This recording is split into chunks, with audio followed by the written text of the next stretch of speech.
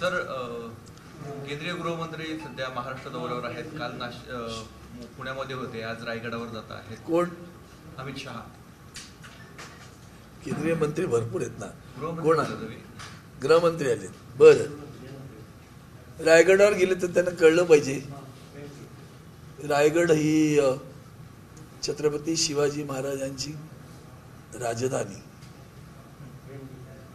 त्या रायगडावर त्यांनी ती माती लावावी डोक्याला आणि सत्य बोलण्याची पहिली शपथ घ्यावी.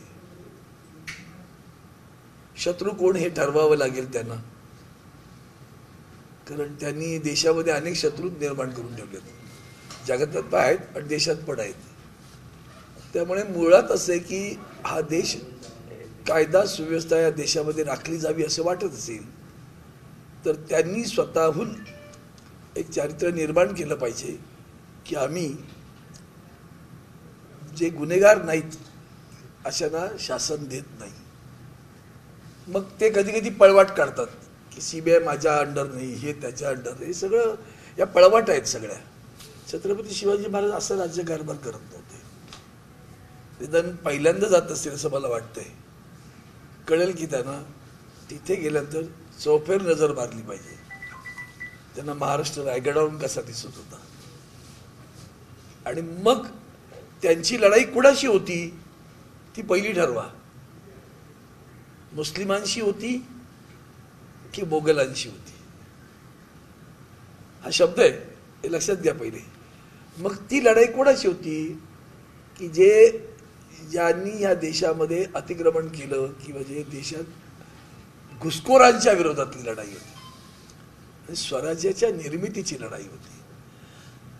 आज स्वराज्य मिळाले असं आम्ही म्हणतो आणि त्या स्वराज्यामध्ये ते नव्हते, त्यांचा पक्षही नव्हता, त्यांची संघटना नव्हती. त्यामुळे स्वराज्य मिळवायला काय करावं लागतं आणि ते मिळाल्यानंतर कसं सगळ्यांना डायलॉग सोपा येतो. सबका साथ, सबका विकास, सबका विश्वास, सबका प्रयास. त्या सबका साथ मध्ये छत्रपती शिवाजी महाराजांनी कोणाकोणाला सगळ्यांना साथ घेतलं हे लक्षात घेतलं का मग कळेल की काय केलं पाहिजे. आता तुम्ही स्वराज्य विषय काढला. विधानसभा निवडणुकीनंतर आपल्या पक्षामध्ये मोठ्या प्रमाणात पोलिंग झालेलं आहे. राज्यात बऱ्याच ठिकाणी आपण परिस्थिती पाहिली तर बिकट झाली. आता उद्धव ठाकरेंचा नाशिक दौऱ्यापासून राज्याच्या दौऱ्याची सुरुवात होती, निर्धार मेळावा होता. अशा पद्धतीने पुन्हा एकदा तुम्ही जसं म्हणालात स्वराज्य. बघा, प्रश्न असा आहे की आज हनुमान जयंती आहे. हनुमान हे निष्ठेचं प्रतीक आहे आणि ते शक्तीचंही प्रतीक आहे. लंका जिंकल्यानंतर सुद्धा हनुमान म्हणाल नाही की मला राजा करा. ना स्वतः प्रभू रामचंद्र राजे झाले, ना हनुमान म्हणाला की मला राजा करा.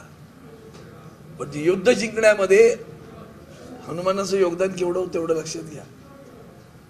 हाच त्या काळातला आणि या काळातला फरक आहे.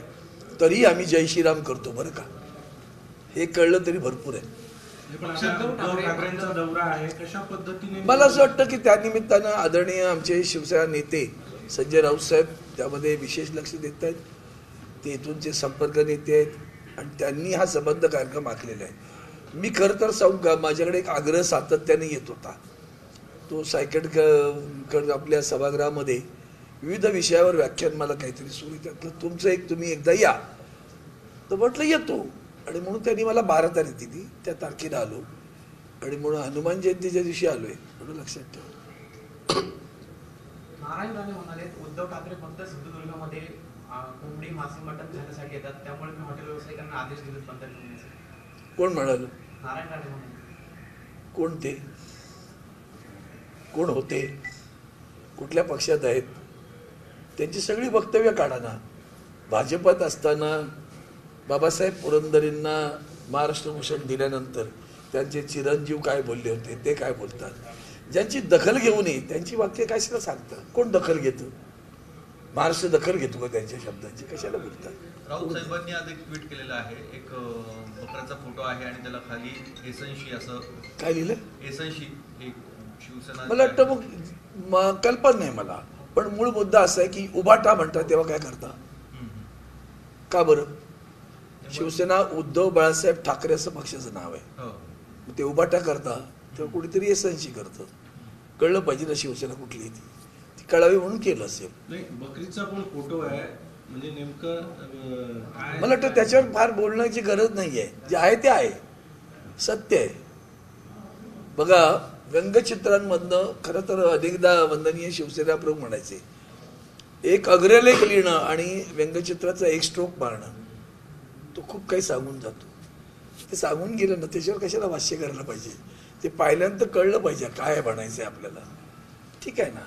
सामनाच्या अग्रलेखामध्ये सामनाचा अग्रलेख आहे, त्यामध्ये असं देखील म्हटलेलं आहे की लोकसभेच्या पराभवानंतर इंडिया आघाडी कुठे दिसत नाहीये. काँग्रेसने नुकतंच अहमदाबादमध्ये त्यांचं शिबिर घेतलं, अधिवेशन घेतलं, परंतु एक संघपणा दिसत नाहीये. हे सत्य ते बोलले. संजय राऊत साहेब काय परखड बोलतात आणि ते खरं आहे ते म्हणाले. कारण तरी एक गोष्ट मात्र मला प्रकर्षाने सांगावीशी वाटेल, त्या वक्फ कायद्याच्या वेळी मात्र अखंड आघाडी 235 मतं मिळाली. छोटं नाही मिळाले. एकता काय असते चित्र तिथं दाखवलं त्यांनी. पण हे तितकंच खरं आहे की लोकसभेच्या निवडणुकीनंतर एकसंघ काम करावं म्हणून ज्या बैठका व्हायला पाहिजेत, विचारविनिमय व्हायला पाहिजे, कार्यक्रमाची आखणी व्हायला पाहिजे, तसं काही घडत नाही. यावरती संजय शिरसाट म्हणतात की इंडिया आघाडी लोकसभेपुरता बनवली होती, 27 पक्षांची मिळून झालेली आघाडी लोकसभेनंतर बंद पडली. ते पण कोण म्हणतं त्याला कशाला घेऊन बसतो. त्यांना विचारा तुम्ही कोणत्या आघाडीत होता. तुम्हाला आघाडीची इतकी जर हे आहे तर तुम्ही आता कोणाच्या सपोर्ट घेऊन उभे आहात, कोणाच्या दांड्यावर उभे आहात ते सांगा ना. ते हिंदुत्ववादी आहेत का? नितीश कुमार, चंद्रबाबू नायडू हिंदुत्ववादी आहे का? पासवान हिंदुत्ववादी आहे का? मग ह्या आघाड्या चालतात. दुसऱ्याने गेली का आघाडी? त्याच त्यांचं वक्तव्य आहे ना, रेवडी. त्या रेवडीच्या विरुद्ध सतत पंतप्रधान बोलतात. त्यांच्या माणसांनी रेवडी वाटली तर चालते, दुसऱ्यांनी वाटली का ती रेवडी. भारतीय लोकशाहीच्या भवितव्याबद्दल आज आपण बोलणार आहात. मी आज तिथं बोलेन, आता इथं काय बोलण्याची मला वाटत नाही. मी तिथं बोलेन तेव्हा ऐकत नाही. तो विषय गंभीर आहे आणि मग ती इतक्या मीडियावर एका मिनिटात बोलण्याची गोष्ट नाहीये. आपण बोलू, संध्याकाळी ऐकलं तर ठरवा. त्या वक्फ कायद्या विरोधात आता मणिपूरमध्ये पुन्हा एकदा हिंसाचार उफाळून आलेला आहे. काय एकंदरीत त्या वक्फचे अजून परिणाम बघायला? मला वाटतं सगळे कोर्टात गेलेत. आता बघू, सुप्रीम कोर्टात गेलेत ते पाहतील. कारण त्याच्यामधल्या ज्या तरतुदी मी स्वतः त्याच्यामध्ये होतो, जॉईंट पार्लमेंटरी कमिटी, संयुक्त संसदीय दलामध्ये आम्ही काही सूचना केल्या होत्या. आम्ही त्या भाषणातही म्हणालोय, त्या त्यांनी स्वीकारल्या नाही. स्वीकारल्या तर मूळ प्रवाह चांगला राहील. द्वेषमूलक भावनेनं जेव्हा करता तेव्हा ती गैर आहे ना. आमच्या हिंदूंची मंदिरांची देवस्थानांच्या जमिनी लुटल्या आहेत. प्रचंड जमिनी आहेत हिंदूंच्या देवस्थानाच्या. पण त्या कोणाकडे जरा बघून घ्या एकदा. म्हणून तो मी उल्लेख केला होता, तो जो पद्मनाभ मंदिराचा उल्लेख केला, त्याच्या खजिन्याचं पुढं काय झालं. शंकराचार्यांनी आरोप केले ना, कोणी नाही ना. आदरणीय शंकराचार्य म्हणाले की केदारनाथ मंदिरातलं 300 किलो सोनं, गृहमंत्री तिकडे गेले जात, त्याला सांगा, आठवण करून द्या. म्हणून शंकराचार्य म्हणतात 300 किलो सोनं केदारनाथ मंदिरातलं चोरीला गेलं. गृहमंत्री काय करतायत? छत्रपतींची शपथ घ्यायला चाललं तर ते लक्षात घ्या. राज्यमंत्री फडणवीस आणि एकनाथ शिंदे यांची रात्री उशिरापर्यंत पुण्यातील एका हॉटेलमध्ये अमित शहा यांच्या सोबत भेट झालेली आहे. नवीन काय त्याच्यामध्ये? हुडी घालून फिरत होते, आता हुडहुडी घेऊन फिरत असतील. काहीतरी हुडहुडी आली असेल म्हणून भेटले असतील. हुडी घालून फिरत होते ना, भेटत होते रात्री अपरात्री. हा जो काही विषय आहे तो आपण समजून घेतला पाहिजे. महाराष्ट्राला कलंकित करणाऱ्या सगळ्या घटना घडलेल्या आहेत आणि महाराष्ट्राच्या संस्कृतीला खास करून असं कधी महाराष्ट्रात घडलं नव्हतं. इतकं वाईट घडलेलं आहे सगळं. पक्ष बदला, लोक जाऊ शकतात. तुम्ही संविधानालाच मानत नाही ना मुळात. जे काही गेले ते एकतर म्हणून त्यांना गद्दार म्हटलं गेलं, पळून गेले ना. आश्रितासारखे जिथे जिथे थांबले ते आश्रित होते. त्या आश्रितांची उठ बस, देखभाल, सुरक्षा भारतीय जनता पार्टी करत होती. हे उघड आहे ना. का मग कुणाकडे जात होता तुम्ही? स्वाभिमानी का तुम्ही? हे बाळासाहेबांचे विचार का?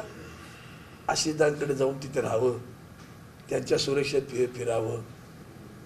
म्हणून जे घडलं ते लांछनास्पद आहे. खरं तर धाडसानं करायला पाहिजे. तू पक्षात राहून हिंमत असेल तर. नाही करता आलं. साहेब, काय वाटतं आज अमित शहाच्या दौऱ्यात रायगडच्या पालकमंत्री पदाचा तिढा सुरू शकतो? हा, त्याच्यावर न बोललेलं बरं. आनंदी आनंद एवढ्या मोठ्या संख्येने आलेत, ते कारभार राहिला दूर. महाराष्ट्राच्या तुम्ही खरं सांगू का, माझं माध्यमांना विनंती आहे, तुम्ही सगळेजण राजकीय प्रश्न विचारता. 50 रुपये गॅस सिलेंडरचा भाव वाढला हो. स्मृती इराणी कुठे तसं का नाही विचारलं? तुम्हाला आठवली नाही का? तुमच्या स्मृतीत मी स्मृती आणून देतो. साहेब ती का नाही आठवत तुम्हाला? एक मिनिट, ती का नाही आठवत तुम्हाला? चिमुरडीची हत्या झाली काल, पण आज पण रोज चालू आहेत महिलांवरचे अत्याचार. त्या बातम्या का नाही होत तुमच्याकडे? कायदा सुव्यवस्थेसाठी महत्वाच्या आहेत त्या. महाराष्ट्र कसा रस्ता तळाला जातोय सांगण्यासाठी आहे. बेरोजगारांना नोकरी मिळत नाही म्हणून तो आत्महत्या करतोय. एक शेतकरी स्वतःसाठी नाही बुलढाण्याचा, तो इतरांना पाणी मिळावं म्हणून तो आत्महत्या करतो.